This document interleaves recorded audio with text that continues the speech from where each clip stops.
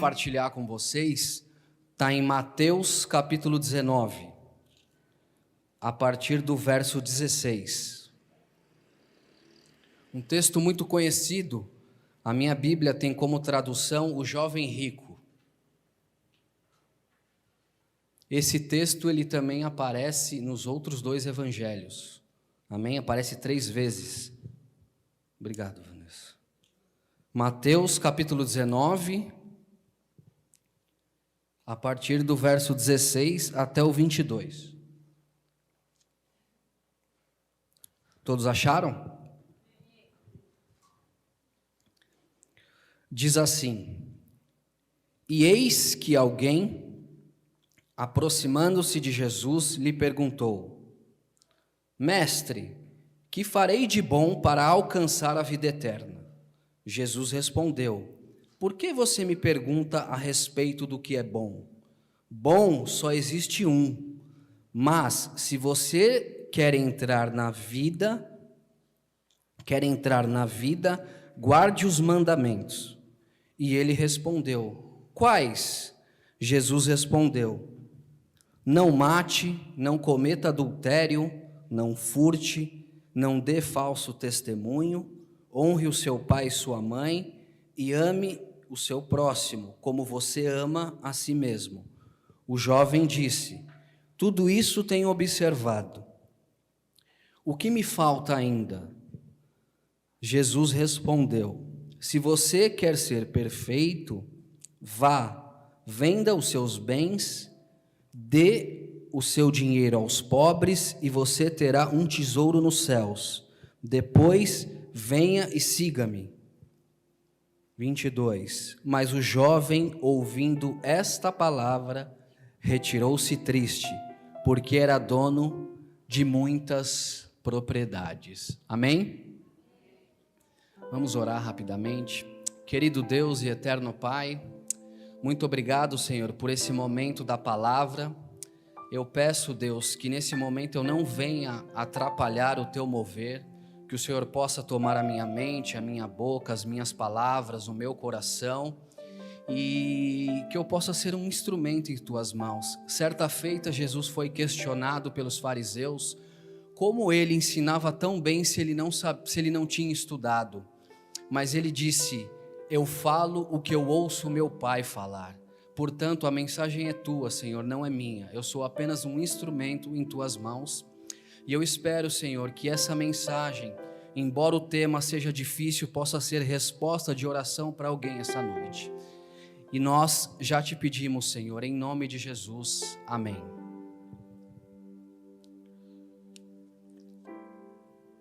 Irmãos, esse tema sobre dinheiro, o dinheiro ele é algo tão amplo que ele pode ser ministrado de várias formas.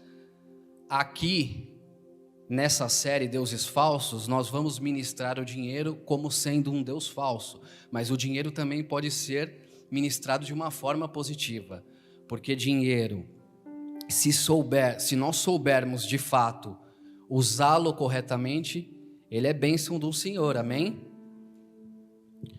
Só que olha só, no Brasil,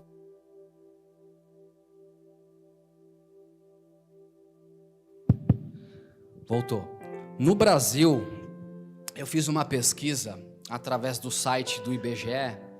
No Brasil, existem milhões de pessoas que vivem na linha da pobreza e na linha da extrema pobreza, Léo. O número é assustador, muito grande mesmo. Infelizmente, é uma realidade que assola o nosso país e muitas pessoas, portanto, vivem nessa linha da pobreza e na extrema pobreza. Eu nem consigo imaginar o que seria extrema pobreza. Deve ser algo bem doído. E movido por esse sentimento, essas pessoas, elas acabam gerando dentro da sua cabeça gatilhos mentais. Gatilhos mentais que levam automaticamente essas pessoas a acharem que o dinheiro, ele pode trazer a resposta para todos os problemas delas.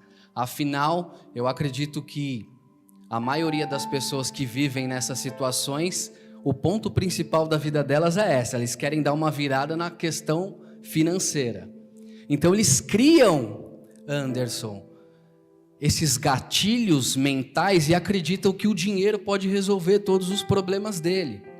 Isso, de certa forma, pode ser uma armadilha para eles.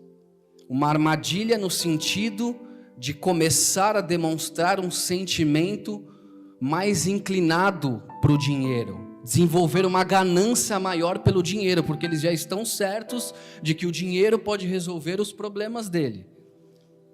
E como consequência disso, definir de uma vez por todas, primeiro vem o gatilho mental, depois vem a ganância, e definir de uma vez por todas que o dinheiro é um Deus para eles. Amém? E o que acontece? Eu vou contar aqui um pouco. Existem vários estímulos nesse sentido. Veja bem, existem igrejas, algumas denominações que pregam simplesmente sobre o dinheiro. Nós sabemos que muitas igrejas têm como mensagem principal o dinheiro.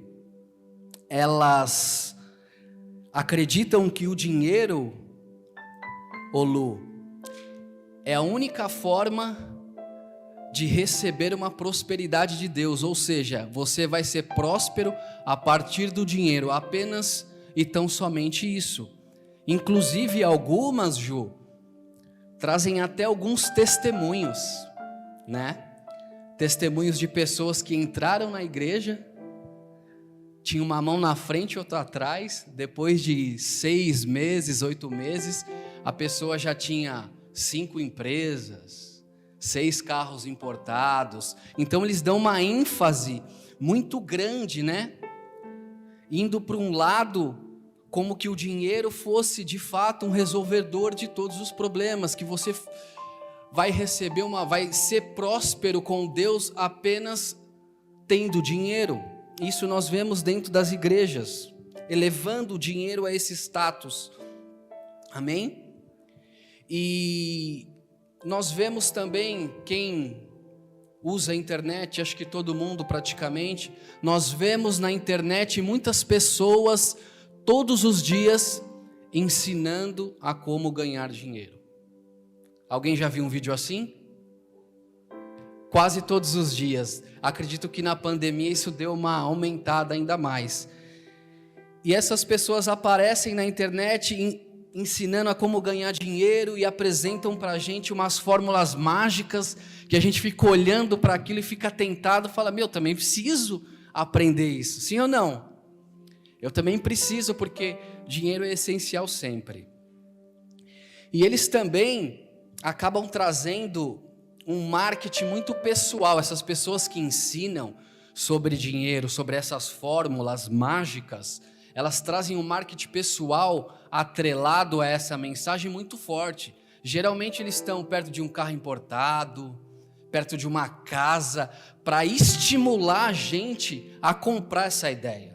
Tá entendendo? Eles querem incutir na nossa mente que essa é uma fórmula que você também pode ganhar. Inclusive eu já vi alguns casos de mostrar celular com um monte de notificação com valores que eles estão recebendo, para estimular a gente a também a abraçar essa ideia. Certa vez eu vi um rapaz que ele estava fazendo uma propaganda como essa. Inclusive ele deixou muito claro isso. Ele falou, mês passado eu morava com os meus pais, hoje eu faturo R$500 mil. Aí mostrou numa tela do computador um monte de dados lá e o valor, aquele valor que supostamente ele tinha recebido numa transação ali, enfim. Mas eu fiquei impressionado, falei, nossa, em 30 dias o cara conseguiu ganhar quase R$1 milhão através de uma fórmula que a gente nem sabe se é verdade, né? Infelizmente a gente sabe que isso acontece. São informações que vão levando a gente a acreditar a todo tempo que o dinheiro é o salvador da nossa vida. Amém?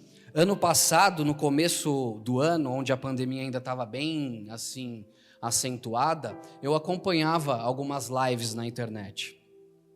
E eu entrei numa live de um rapaz muito famoso, que fala sobre dinheiro, fala sobre investimentos, fala sobre dinheiro de um modo geral.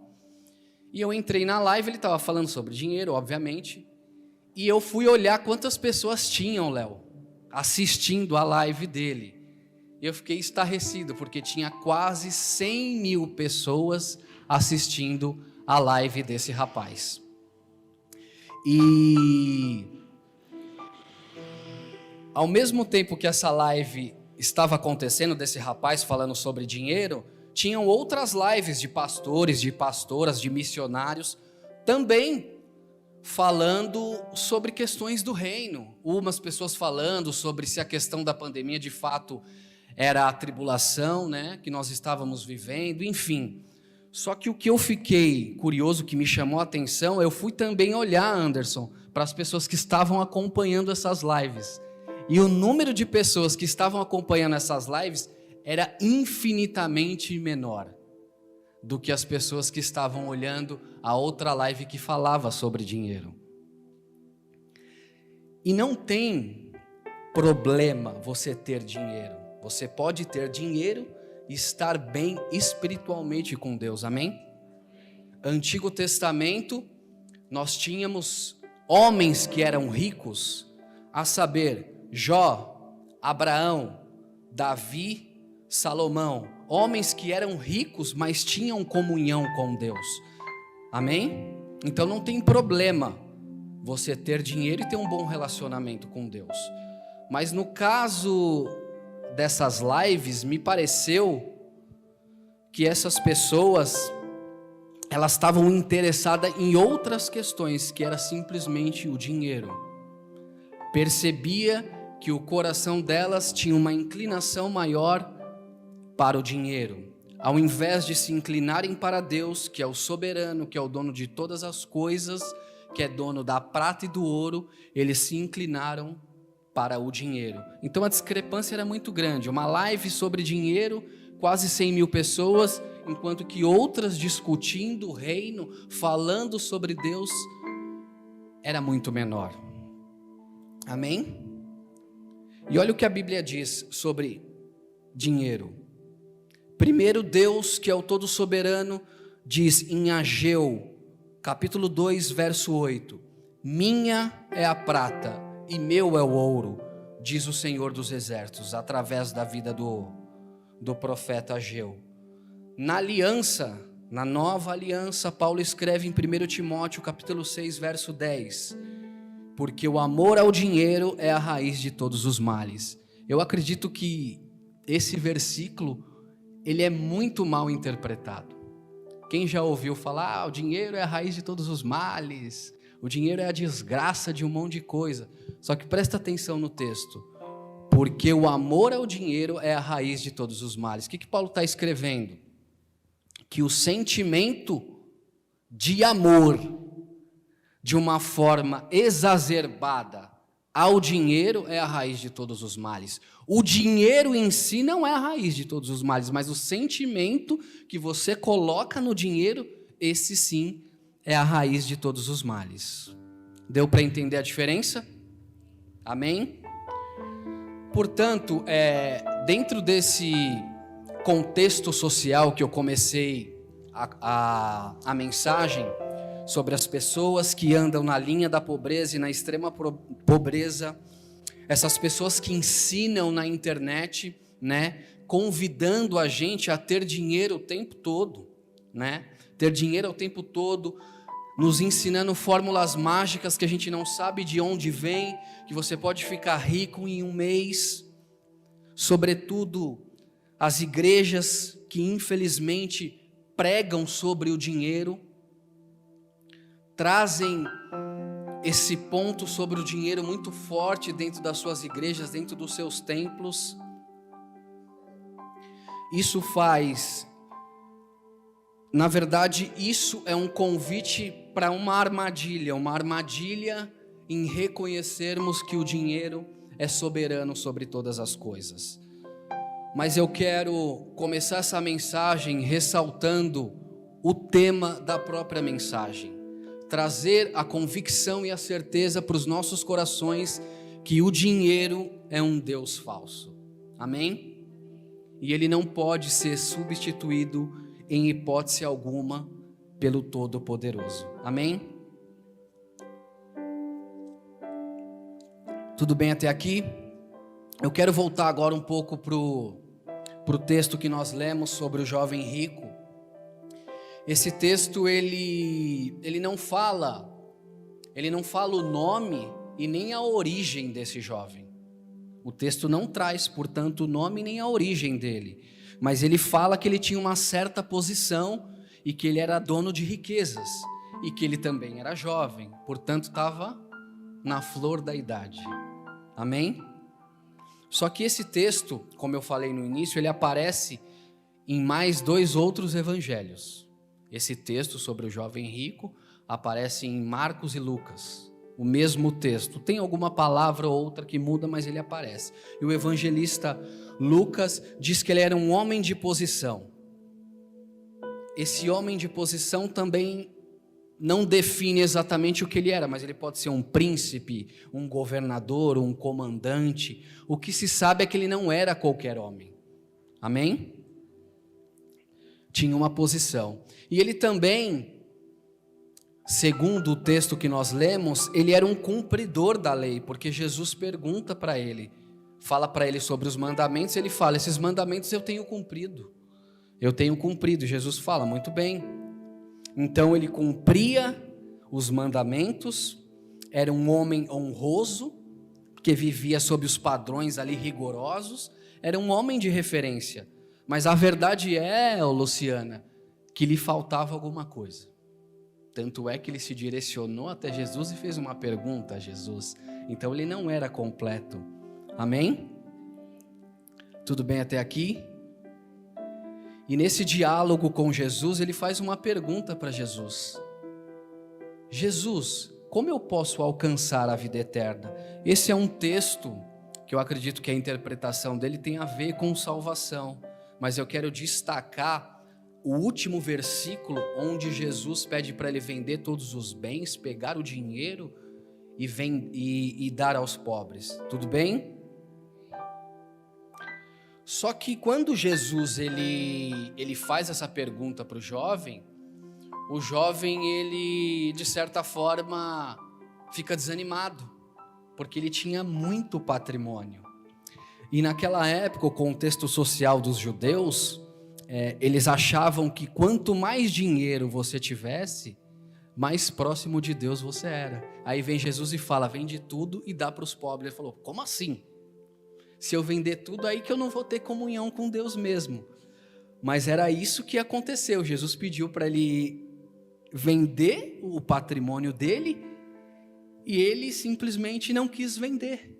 Ele se recusou. Porque ele é dono de muita fortuna, ele era apegado ao dinheiro dele, e é curioso que ele teve um encontro com Jesus, veja bem, ele teve um encontro com o Todo-Poderoso, Léo, só que ele saiu pior do que ele chegou.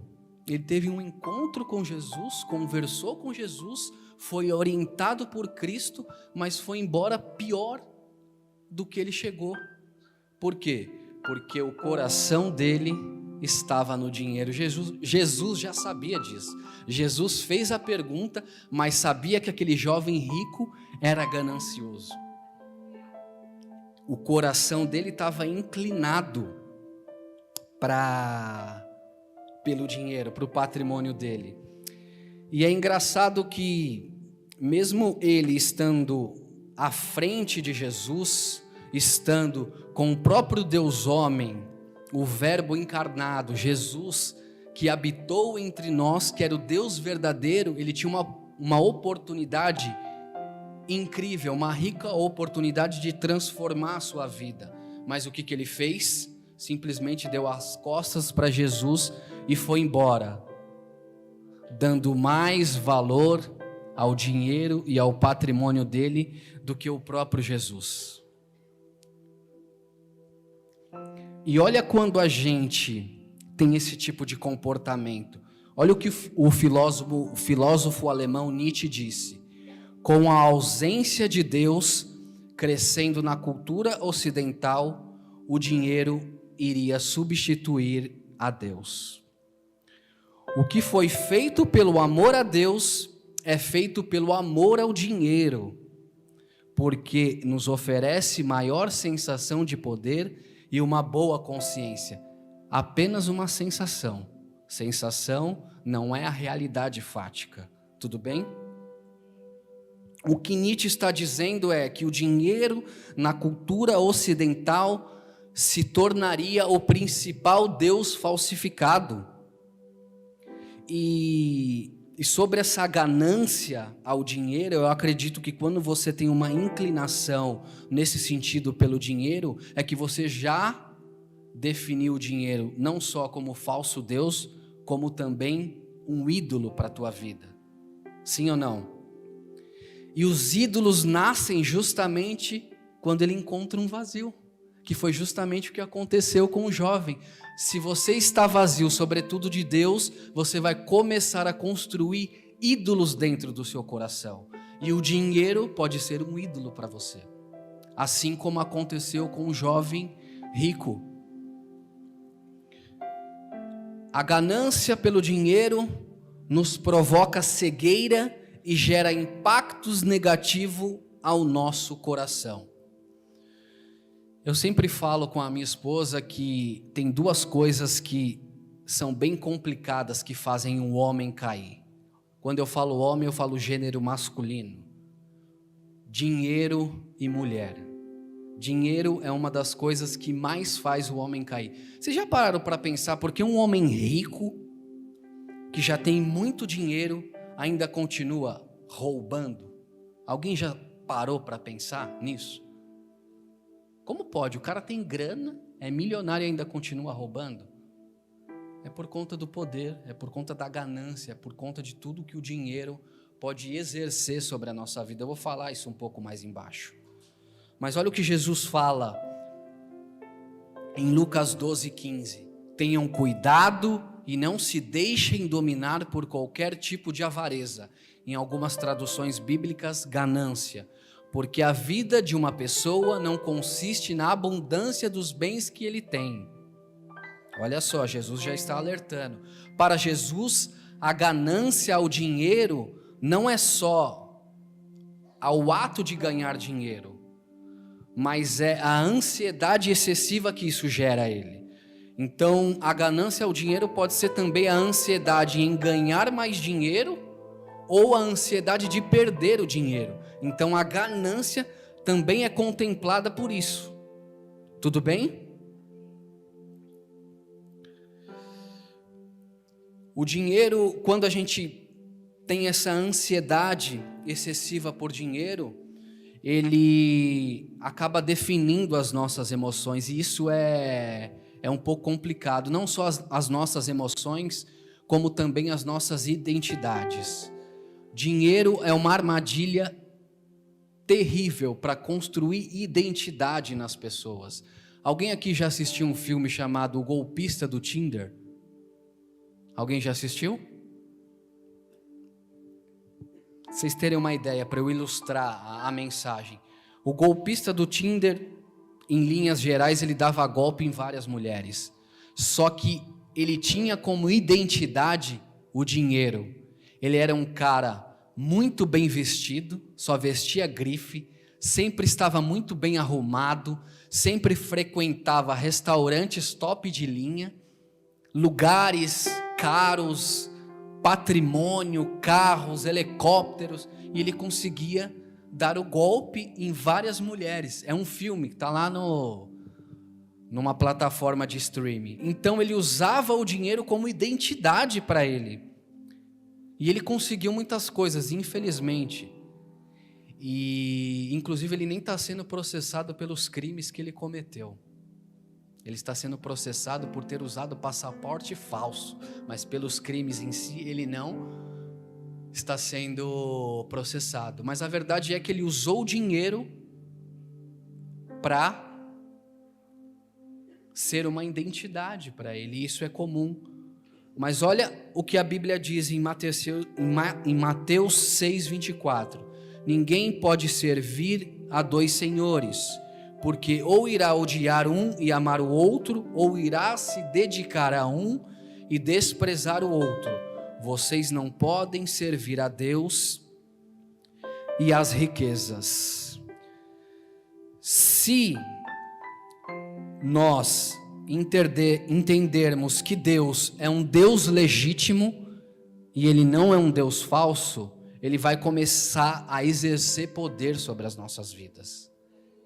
E isso também é um perigo grave, porque nós nos tornaremos escravo do dinheiro.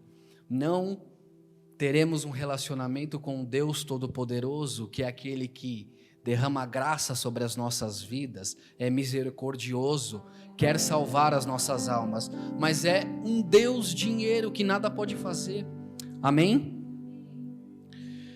Mas eu tenho uma boa notícia dentro desse cenário que parece catastrófico. Mas se Deus se tornar o centro da nossa vida, que destrona e rebaixa o dinheiro, e sua identidade e segurança estiverem em Deus, o dinheiro jamais vai ter lugar nas suas emoções. Você crê nisso? O jovem rico não conseguiu ter um relacionamento mais profundo com Jesus, porque ele não considerou Jesus como Deus, ele considerou o dinheiro que ele tinha como o próprio Deus, tanto é que ele deu as costas para Jesus. Mas não é isso que Deus quer para a igreja dele. Amém? Tudo bem até aqui? Agora eu quero falar um pouco sobre, eu falei um pouco sobre ganância, eu quero falar um pouco sobre o poder de sedução sobre o dinheiro. Amém? E o poder de sedução, ele está contemplado dentro de vários padrões. Eu falei um já em cima, que é sobre a identidade.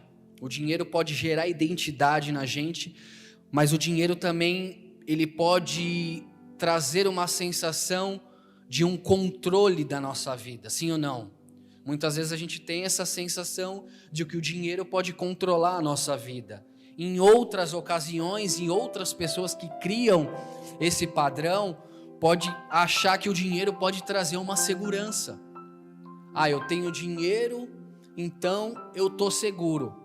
A pandemia mostrou o contrário, sim ou não? Quantas empresas fecharam?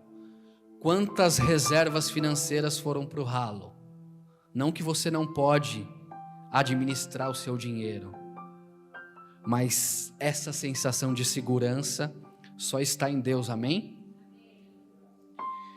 O dinheiro também pode, para alguns,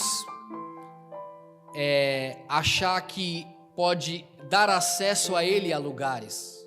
A pessoa acredita que se ela tiver dinheiro, ela vai acessar lugares específicos, lugares onde, se ela não tivesse dinheiro, talvez ela não poderia acessar. Ela cria essa falsa ideia de que se eu tiver dinheiro, eu vou ter carta livre para acessar alguns ambientes. E tem um outro padrão também que o dinheiro gera na nossa vida, que ele é terrível, porque ele é um compensador terrível. Nós temos um problema e quem tem dinheiro traz isso para a tua vida, isso vira um compensador, que é exercer poder sobre a vida de outras pessoas. Eu tive um professor, quando eu fazia cursinho para concurso público, e ele falava abertamente, ele falava: o poder monetário manda em qualquer outro poder. Não adianta você pensar, você refletir, você vai chegar nessa matemática de que o poder monetário manda em qualquer outro poder. Então nós temos estímulos de vários lados, incutindo na nossa mente que o dinheiro tudo pode. E é curioso isso, porque essa relação de eu ter dinheiro e exercer poder sobre a vida de outras pessoas, isso não é saudável. A gente vê muito isso em empresas, um relacionamento que não é pessoal, um relacionamento que não é amistoso, mas infelizmente quem tem um poder monetário controla as outras pessoas e faz o que quer, responde como quer, faz o que quer. Então o dinheiro também traz essa sensação.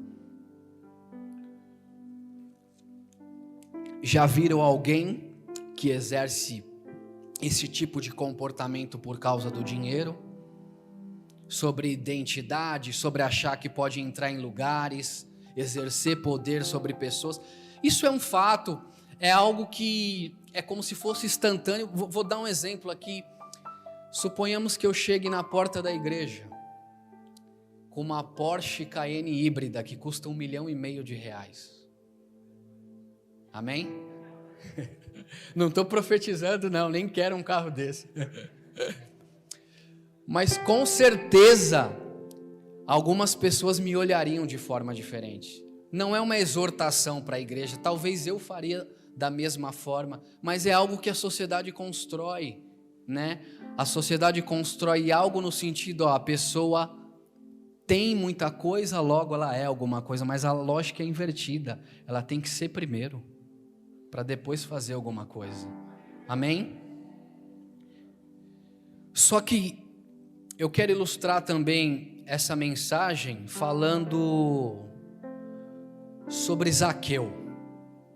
Zaqueu era um homem rico, era um cobrador de impostos, é uma história conhecida. Só que Zaqueu, ele tinha uma certa autonomia do povo romano para cobrar os impostos. Ele acabava, Léo, extorquindo o próprio povo judeu. Ele cobrava muitos impostos e ele era odiado pela população naquela época, porque ele cobrava impostos, eles tinham uma grana e o povo ficava na parte de baixo, pagando imposto, sem dinheiro, vivendo uma vida simplória, e as pessoas na nata, no topo da sociedade. Então Zaqueu, de certa forma, acabava extorquindo esse povo.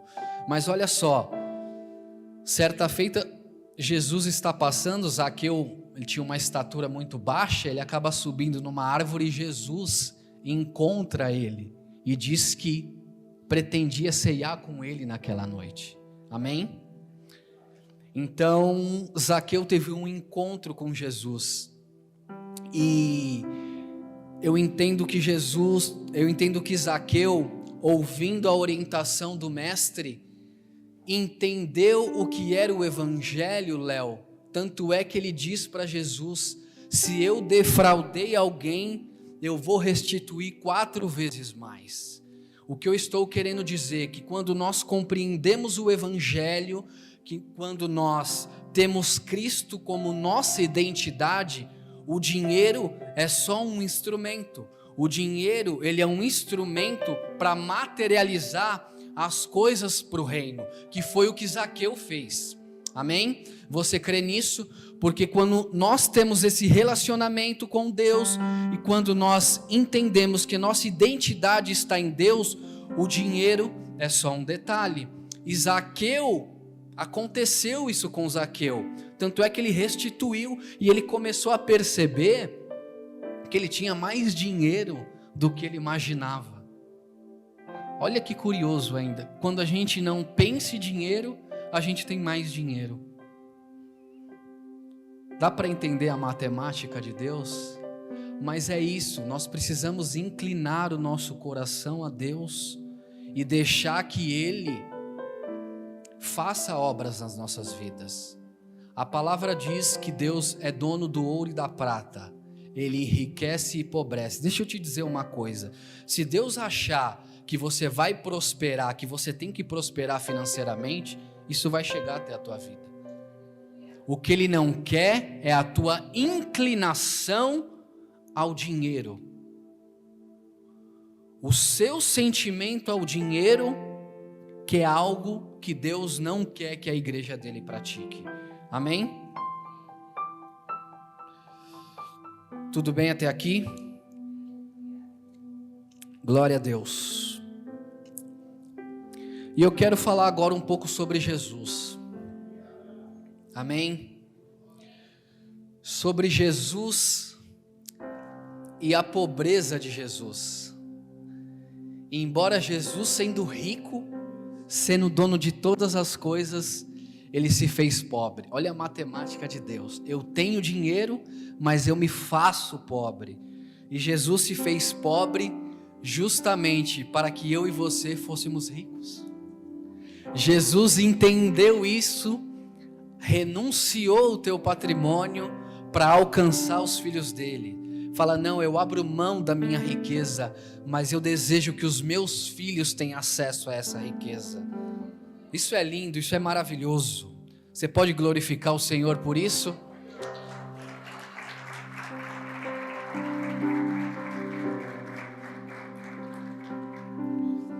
A Bíblia diz em 2 Coríntios, capítulo 8, verso 9: pois vocês conhecem a graça do nosso Senhor Jesus Cristo, que, sendo rico, se fez pobre por amor de vocês, para que, por meio da pobreza dele, vocês se tornassem ricos.